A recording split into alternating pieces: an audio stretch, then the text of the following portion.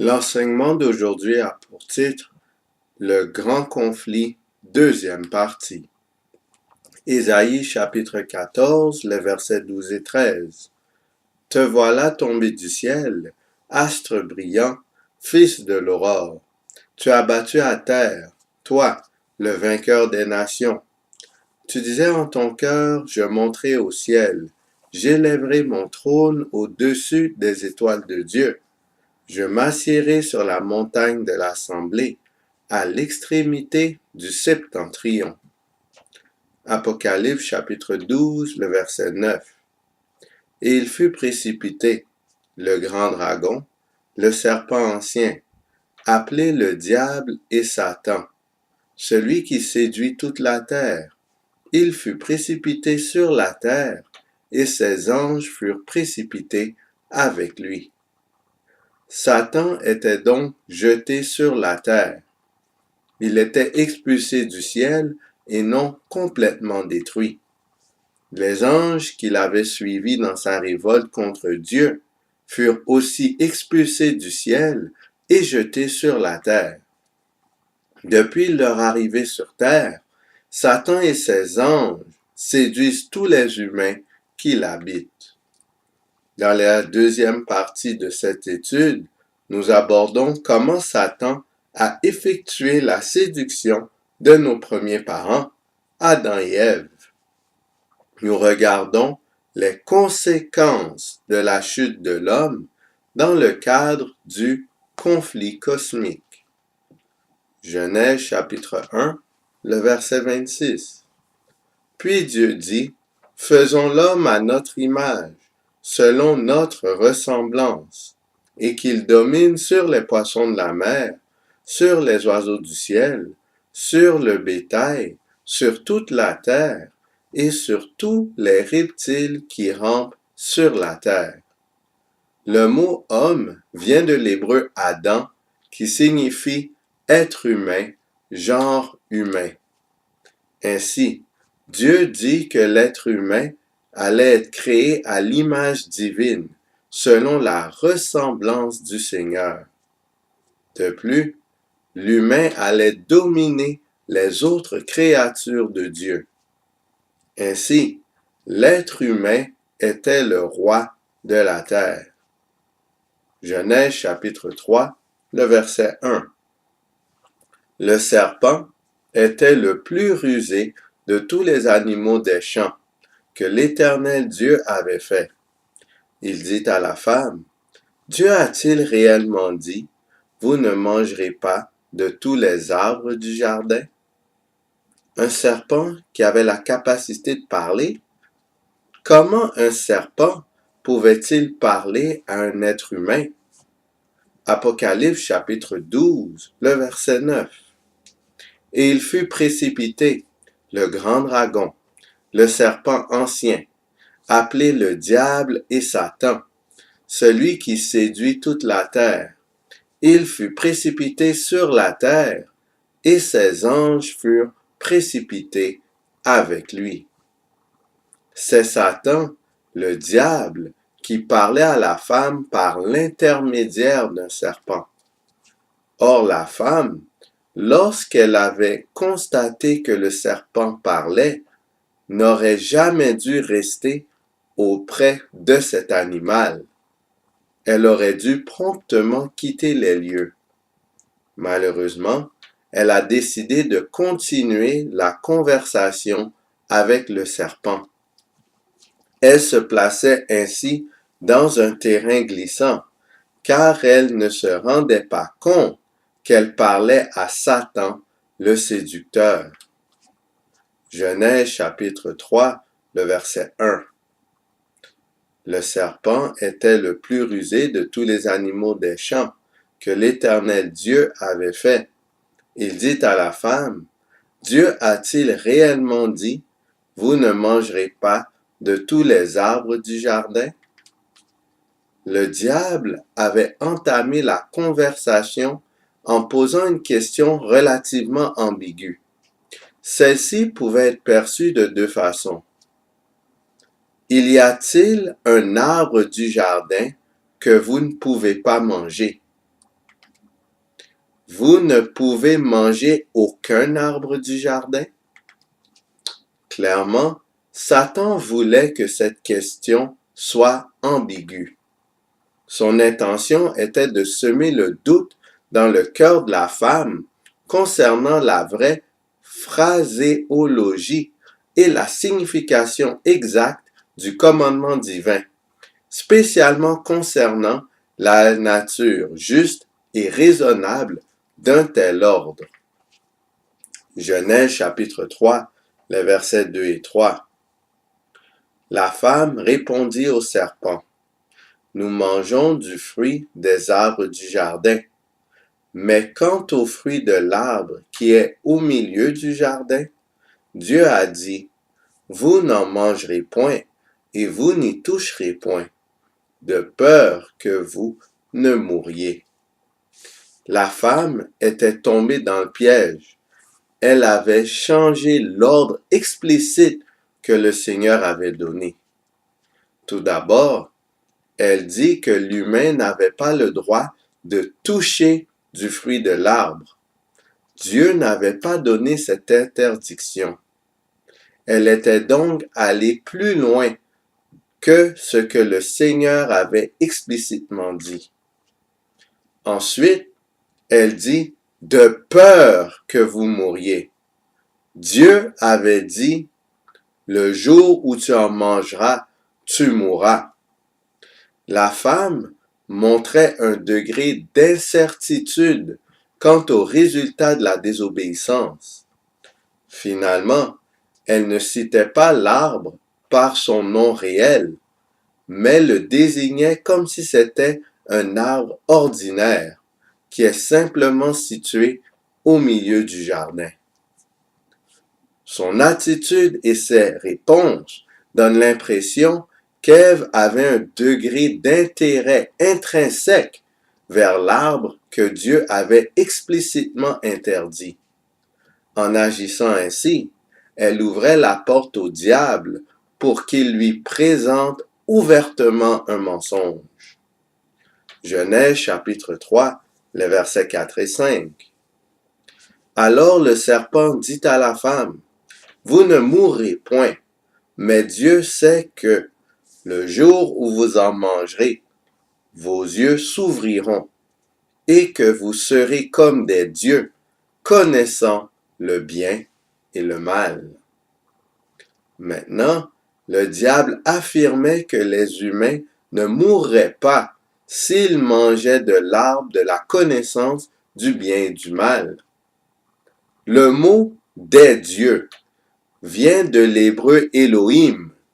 Le terme Elohim désigne le vrai Dieu. Satan disait donc qu'ils atteindraient un statut divin à un niveau plus élevé que ce que les humains possédaient déjà.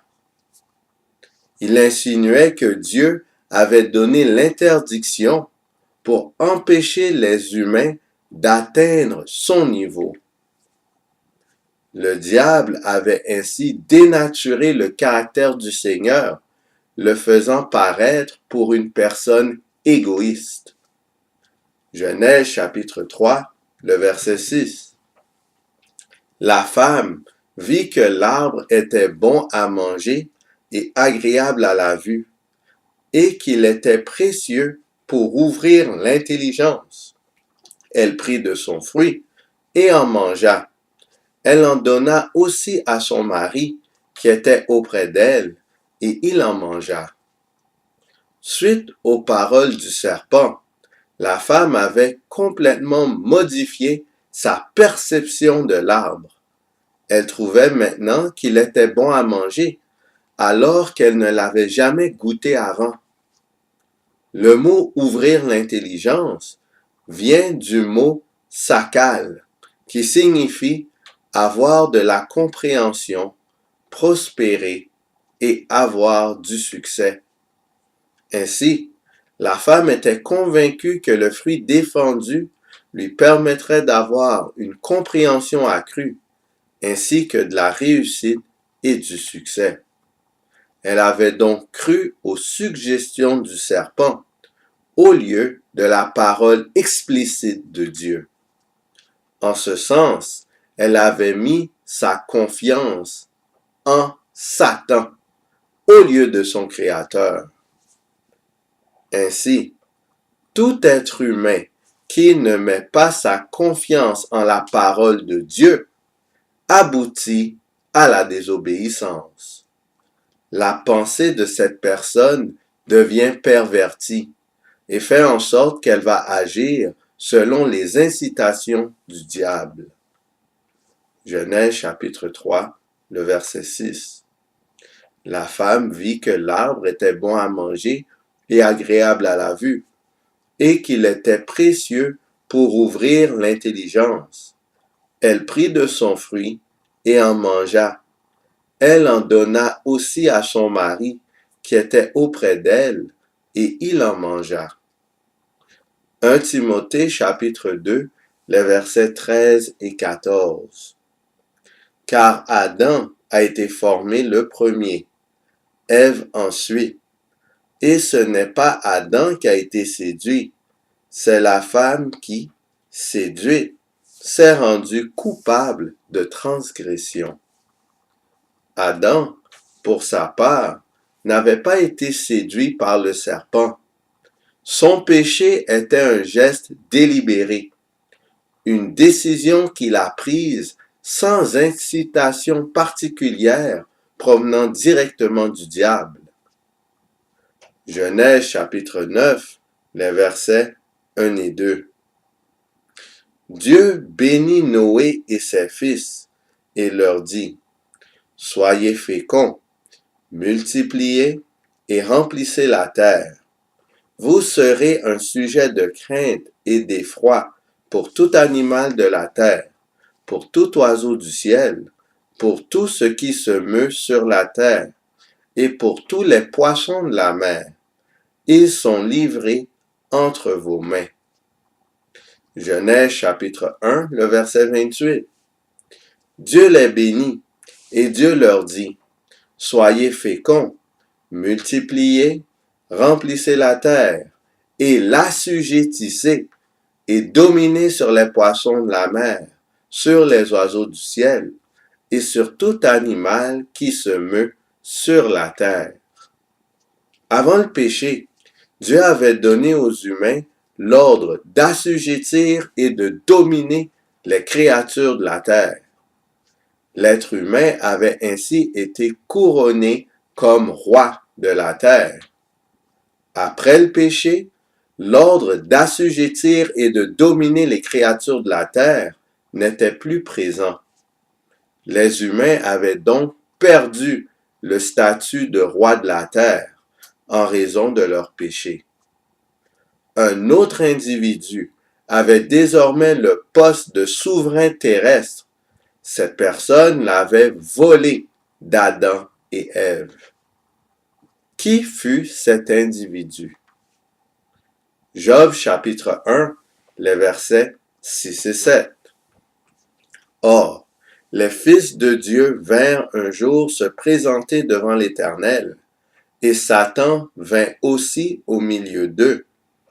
L'Éternel dit à Satan, « D'où viens-tu? » Et Satan répondit à l'Éternel, « De parcourir la terre et de m'y promener. » Luc chapitre 4, les versets 5 à 7. Le diable, l'ayant élevé, lui montra en un instant tous les royaumes de la terre, et lui dit, « Je te donnerai toute cette puissance et la gloire de ces royaumes, car elle m'a été donnée, et je la donne à qui je veux. Si donc tu te prosternes devant moi, elle sera tout à toi. » Satan avait reçu la domination et le royaume de la terre. C'est en tant que chef de la terre qu'il la parcourait et s'y promène. En incitant l'homme et la femme à commettre le péché, Satan a usurpé la domination de la planète. La race humaine était ainsi subjuguée au diable. Le diable étant rebelle envers Dieu, l'humanité était désormais par nature en révolte avec le Seigneur. Il faudrait donc que Dieu intervienne pour prendre la domination entre les mains du diable et retirer l'esprit de révolte de l'humain envers le Seigneur. Genèse chapitre 3, les versets 14 et 15. L'Éternel Dieu dit au serpent, « Puisque tu as fait cela, tu seras maudit entre tout le bétail et entre tous les animaux des champs. Tu marcheras sur ton ventre et tu mangeras de la poussière tous les jours de ta vie. Je mettrai inimitié entre toi et la femme, entre ta postérité et sa postérité. Celle-ci t'écrasera la tête et tu lui blesseras le talon. » Dieu a dit à Satan qu'il mettrait une inimitié entre le diable et la femme et ses descendants. De quelle façon la postérité de la femme allait-elle écraser la tête du serpent? Comment le diable lui blesserait-il le talon? Galates chapitre 3, le verset 16. Or, les promesses ont été faites à Abraham et à sa postérité. Il n'est pas dit « et aux postérités », comme s'il s'agissait de plusieurs, mais en tant qu'il s'agit d'une seule, et à ta postérité, c'est-à-dire à Christ. Luc chapitre 23, les versets 32 et 33. On conduisait en même temps deux malfaiteurs qui devaient être mis à mort avec Jésus.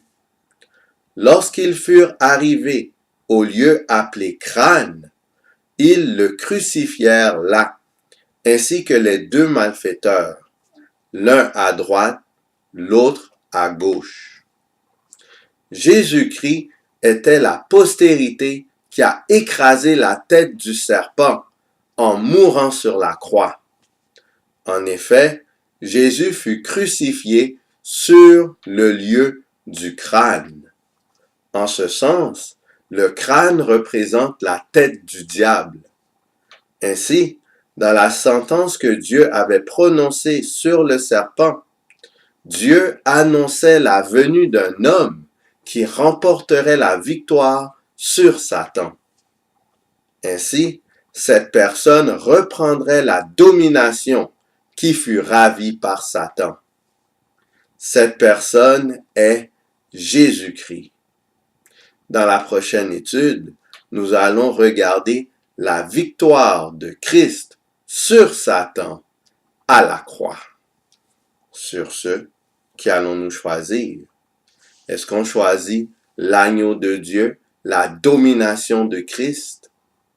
Ou est-ce qu'on choisit le serpent ancien, la domination du diable?